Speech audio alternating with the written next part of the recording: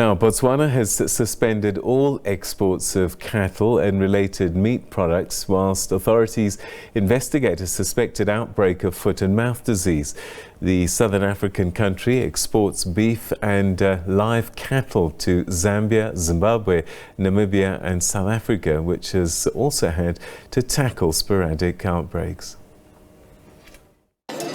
According to the Ministry of Agriculture, suspected cases were detected in the northeastern district that is closer to neighboring Zimbabwe. Meanwhile, all movements and slaughter of cattle in the country has been banned. Cattle exports are a key source of foreign currency for Botswana. The southern African country has a cattle population of 2 million and is Europe's biggest beef exporter. The highly contagious viral disease affects cattle, pigs, sheep, goat and other cloven-hoofed animals. Well, for a little bit more on this, we're now joined by Sunday Standard newspaper journalist Victor Baatweng. He joins us from Gaborone in Botswana. Thanks so much indeed for joining us and welcome to the program.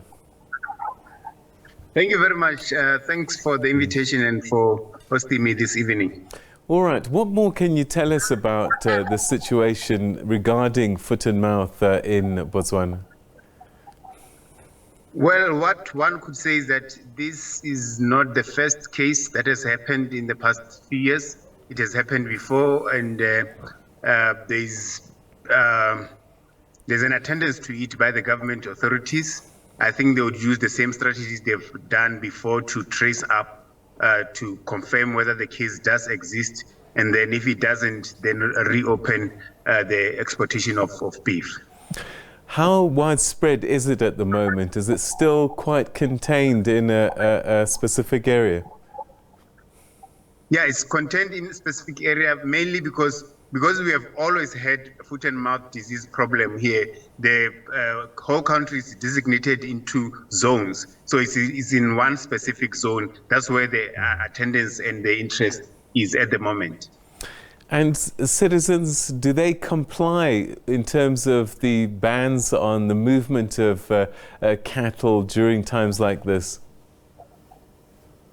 They largely do, but usually the challenge comes during the time of social gatherings like weddings and funerals, because some of them they use beef for the purpose of funerals and wedding, serving at funerals and weddings. So that's where there's usually the challenge.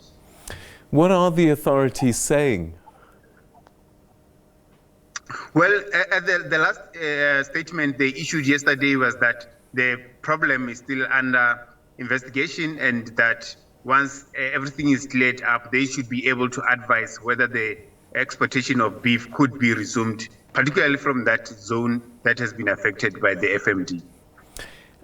Are they speculating where this foot and mouth might have come from? Is it trans-border, or is this another case erupting from within the borders?